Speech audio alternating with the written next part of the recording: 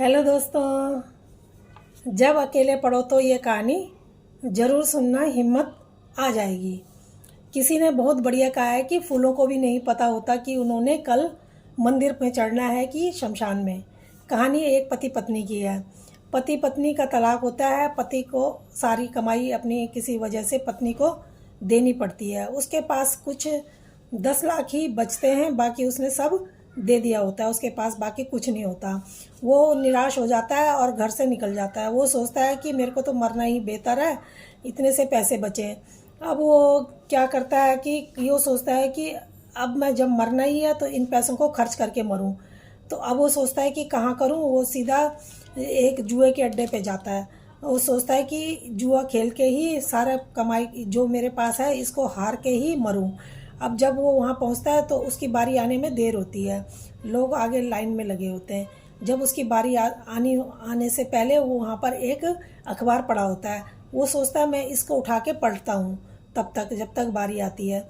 वो उसको पढ़ता है तो उसमें एक सोने की खान के बारे में लिखा होता है जिसको सरकार खुदवा रही थी।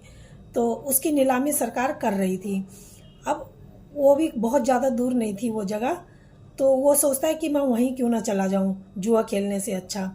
अब वो वहाँ जाता है उस खान पे। अब वहाँ पे वो पैसे लगाता है। वो सोचता है कि मैं वहाँ पे पैसे लगा देता हूँ। वहाँ बोली लगी हुई थी, लेकिन वहाँ पे जब ये पहुँचता है तो देखता है कि वहाँ पर कोई नहीं आया हुआ, सिर्फ ये अकेला ही पहुँचता है। तो काफ़ी देर इंतज़ार करने पर भी जब कोई नहीं आता तो इसके नाम पे वो खान हो जाती है। तो वो काफ़ी गहरा गड्ढा खुद चुका था। तो वहाँ पर कुछ मज़दूर थे।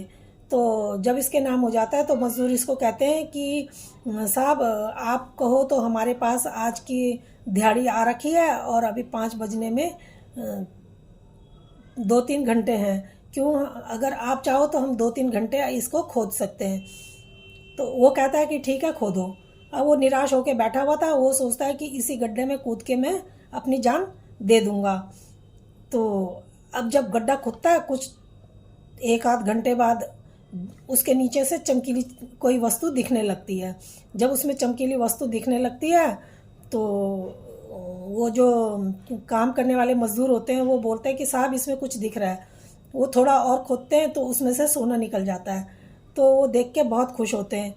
तो उसकी किस्मत चमक गई होती है थोड़ी देर में ही, और वो तो बिल्कुल खाक हो गया था। अब वो सोने के खान का मालिक बन चुका था। पता नहीं दोस्तों किस मोड़ पर भगवान क्या हमें क्या बना दे। कभी भी ज़िंदगी में निराश नहीं होना चाहिए और कोशिश करनी चाहिए कि हम कभी निराश ना हों, और हमें आत्महत्या की कोशिश कभी नहीं करनी चाहिए। तो आपको ये कहानी कैसी लगी? अगर अच्छी लगी हो तो प्लीज़ लाइक और सब्सक्राइब ज़रूर करें। धन्यवाद।